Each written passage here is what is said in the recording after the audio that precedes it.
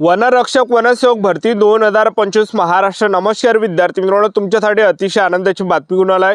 येणाऱ्या दिवसामध्ये वनरक्षक आणि वनसेवकांची जे विद्यार्थी मित्रांनो 14,000 प्लस जागांसाठी भरती निघत आहे आणि या भरतीमध्ये शिक्षण फक्त 10वी पास लागते, 12वी पास लागते।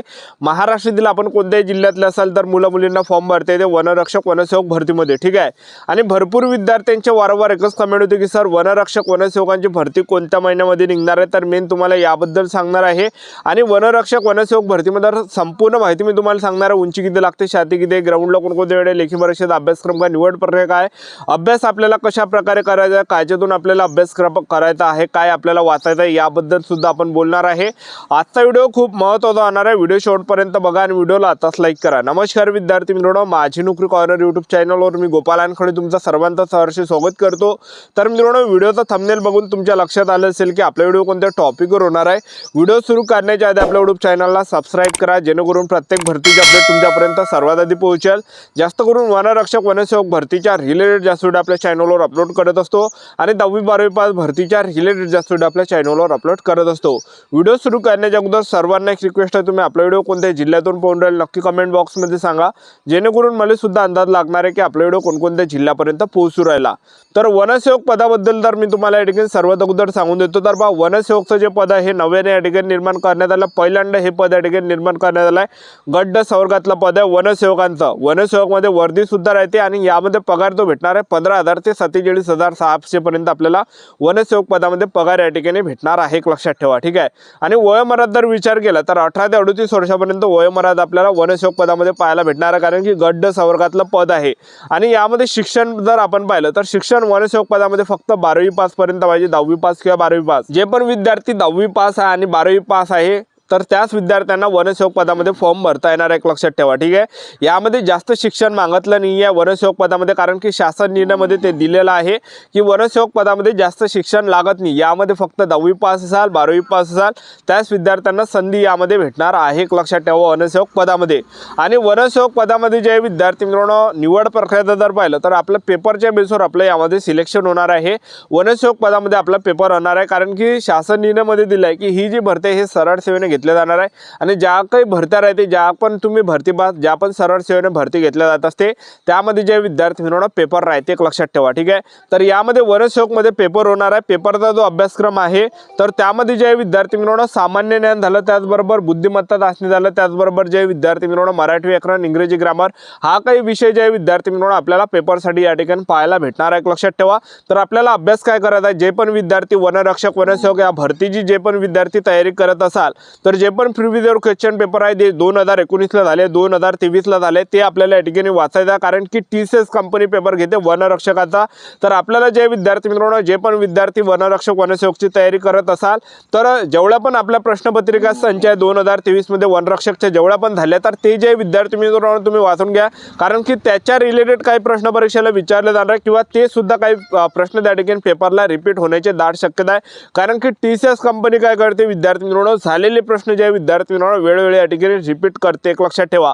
तर तुम्हाला सर्व काही प्रश्नपत्रिका संच लागत असेल 2023 मध्ये सर्व शिफ्टचा वनरक्षक भरतीचा, तर आपल्याजवळ जे विद्यार्थी मित्रांनो प्रश्नपत्रिका संच आहे तर तुम्हाला काय करायचं आहे, निःशुल्क ते तुम्हाला भेटणार आहे, 1 रुपये सुद्धा तुमच्याजवळून घेत नाही।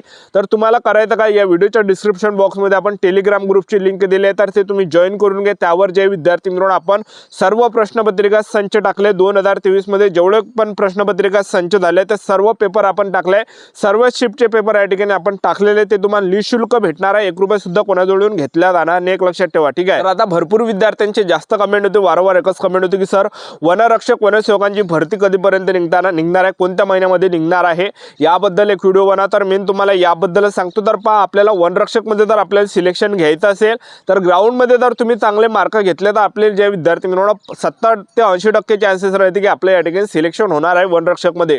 तर वनरक्षक मध्ये जे विद्यार्थी मित्रांनो 5 किलोमीटर रनिंग आहे, 17 मिनिटापर्यंत रनिंग मारली तर 80 मार्क भेटते, एक लक्षात ठेवा। ज्यांनी सुद्धा आउट ऑफ रनिंग काढली तर त्यांचे जास्त सिलेक्शन होण्याचे जास्त चान्सेस राहते, एक लक्षात ठेवा, ठीक आहे।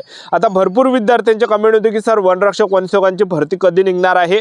तर पहा विद्यार्थी मित्रांनो 2026 मध्ये या वर्षी जे विद्यार्थी मित्रांनो वनरक्षक वनसेवकांची भरती निघणार आहे, जवळपास फेब्रुवारी ते मार्च महिन्यापर्यंत आपल्याला वनरक्षक वनसेवकांची भरती पाहायला भेटणार आहे। तर आतापासून आपापल्या तयारीमध्ये लागा, आतापासून जो पण आपल्याजवळ वेळ आहे तर त्या वेळेत जे विद्यार्थी मित्रांनो तुम्ही संधी त्या ठिकाणी रूपांतर करा। जे पण आपलं ग्राउंड आहे ग्राउंडची सुद्धा तयारी करा, कारण की ग्राउंड यामध्ये जे विद्यार्थी मित्रांनो सर्वात टफ ग्राउंड वनरक्षक मध्ये आहे। आणि त्याचबरोबर पेपरची सुद्धा तुम्ही या ठिकाणी तयारी करा, आतापासून टाइम आहे। कारण की महाराष्ट्र राज्याचे जे वनमंत्री आहे गणेश नाईक यांनी सुद्धा याच्या अगोदर घोषणा केली होती की आम्ही वनरक्षक वनसेवकांच्या जागा काढणार आहे। वनरक्षक झालं, वनसेवक झालं, वन सर्वेक्षक झालं, ज्या रेंजमध्ये जेवढ्या पण जागा रिक्त त्या आम्ही भरणार आहे, अशी घोषणा याच्या अगोदर वनमंत्री गणेश नाईक यांनी दिली होती। तर नक्की या ठिकाणी जागा निघणार आहे। वनरक्षकच्या जवळपास 1000च्या आसपास या ठिकाणी जागा रिक्त आहे। आता वनरक्षक भरतीबद्दल जर पाहिलं तर वनरक्षक मध्ये शिक्षण तुमचं ग्रॅज्युएशन जरी असेल तरी सुद्धा फॉर्म भरता येते। यामध्ये फक्त 12वी पासवर फॉर्म भरता येते वनरक्षक मध्ये। 12वी मध्ये तुमचा कॉमर्स असेल, सायन्स असेल तर भरता येते, काही विषय नाही। परंतु तुमचं 12वी मध्ये अर्थशास्त्र किंवा भूगोल ह्या दोनपैकी जर एक विषय असेल तरच आपल्याला भरता येते, अन्यथा हे जर दोन विषय नसेल तर आपल्याला फॉर्म भरता येत नाही। म्हणजे दोनपैकी कोणता एक विषय आपल्याला असला पाहिजे 12वी मध्ये, एक तर अर्थशास्त्र असला पाहिजे किंवा भूगोल असला पाहिजे, ठीक आहे। तर अशा प्रकारे आहे। तर यामध्ये वयोमर्यादा 18 ते 27 वर्षापर्यंत वयोमर्यादा वनरक्षक मध्ये राहते। पगार यामध्ये 21,700 ते 69,100च्या दरम्यान पगार वनरक्षकला राहते, लक्षात ठेवा, ठीक आहे।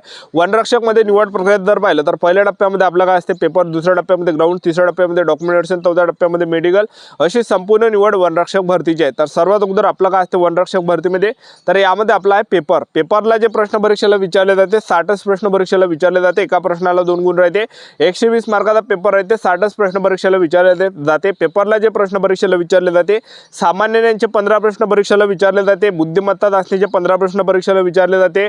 त्याचबरोबर जे या ठिकाणी मराठी व्याकरणचे 15 प्रश्न परीक्षेला विचारले जाते, त्याचबरोबर इंग्रजी ग्रामरचे 15 प्रश्न परीक्षेला विचारले जाते। अशा प्रकारे 60 प्रश्न परीक्षेला विचारले जाते, एका प्रश्नाला 2 गुण राहते। 60 पैकी जर आपले 27 प्रश्न बरोबर आले, कोणती category SC, ST, OBC, WS, NTB, open, SBC, SBC, महिला उमेदवार किंवा पुरुष उमेदवार, 60 पैकी जर आपले 27 प्रश्न बरोबर आले तर आपण पेपर पास राहतो, आपल्याला ग्राउंड साठी बोलायला जाते, लक्षात ठेवा, ठीक आहे। तर दुसऱ्या टप्प्यामध्ये यामध्ये असते ग्राउंड। तर उंचीचा जर आपण विचार केला तर पुरुष उमेदवार सर्व कॅटेगरी फक्त या ठिकाणी एसटी कॅटेगरी सोडून तर उंची जी लागते पुरुष उमेदवारांना 163 सेंटीमीटर उंची लागते। महिला उमेदवार जर असाल तर 150 सेंटीमीटर उंची लागते, 79 सेंटीमीटर फुगून 5 सेंटीमीटर आपली भरली पाहिजे। तुम्ही जर एसटी कॅटेगरीचे असाल तर एसटी कॅटेगरीसाठी उंची 152.5 सेंटीमीटर लागते। महिला उमेदवार एसटी कॅटेगरीचे असाल तर 145 सेंटीमीटर उंची लागते, 79 सेंटीमीटर फुगून 5 सेंटीमीटर आपली यामध्ये भरली पाहिजे। अशा प्रकारे यामध्ये उंची लागते। ग्राउंडचा जर आपण विचार केला तर वनरक्षक मध्ये सर्वात टफ ग्राउंड आहे, लक्षात ठेवा। तर पुरुष उमेदवारांसाठी यामध्ये 5 किलोमीटर रनिंग आहे। जे पण पुरुष उमेदवार 5 किलोमीटर रनिंग 17 मिनिटाच्या अंदर रनिंग मारणार आहे तर त्यांना जे विद्यार्थी मित्रांनो 80 मार्क भेटणार आहे पैकीच्या पैकी। आणि जसजसा आपला टाइम त्या ठिकाणी वाढणार आहे तसतसे कमी मार्क्स आपल्याला या ठिकाणी वनरक्षक मध्ये या ठिकाणी भेटणार आहे। तर तुम्हाला स्क्रीनवर चार्ट या ठिकाणी दिसतच असेल। आणि महिला उमेदवारांसाठी जर ग्राउंड पाहिलं तर महिला उमेदवारांसाठी 3 किलोमीटर रनिंग आहे। 3 किलोमीटर रनिंग महिला उमेदवारांना 12 मिनिटांमध्ये मारायचे आहे। ज्या पण महिला उमेदवार 3 किलोमीटर रनिंग 12 मिनिटाच्या अंदर मारणार किंवा 12 मिनिटांमध्ये रनिंग मारणार आहे त्यांना 80 मार्क भेटणार आहे पैकीच्या पैकी। आणि जसजसा आपला टाइम वाढणार आहे तसतसे कमी मार्क्स आपल्याला भेटणार आहे, अशा प्रकारे प्रक्रिया आहे। आणि हे झाल्यानंतर जे पुरुष उमेदवारांना 25 किलोमीटर पैदल चालू लागते 4 घंट्यामध्ये, महिला उमेदवारांना 16 किलोमीटर पैदल चालू लागते 4 घंट्यामध्ये। अशा प्रकारे संपूर्ण प्रक्रिया। आपलं यूट्यूब चॅनल सबस्क्राईब करून ठेवा, व्हिडिओ अपडेट राहणार आहे। आजच्या दाढीचा थांबतो, व्हिडिओ नेक्स्ट व्हिडिओमध्ये। जय हिंद, जय